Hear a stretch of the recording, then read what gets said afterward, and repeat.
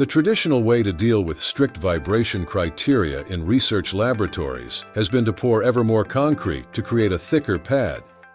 This does work to some extent, but it costs much more money and time, and it's a leading cause of greenhouse gas emissions. Instead of trying to make the entire facility conform to strict vibration specifications, there is a better way to ensure vibration control for highly sensitive instruments. TMC's Quiet Island is a point-of-use solution that supports each individual vibration-sensitive instrument being installed in the facility. Quiet Islands offer a more affordable point-of-use solution. Each instrument is mounted on its own quiet island during installation, providing superior vibration control.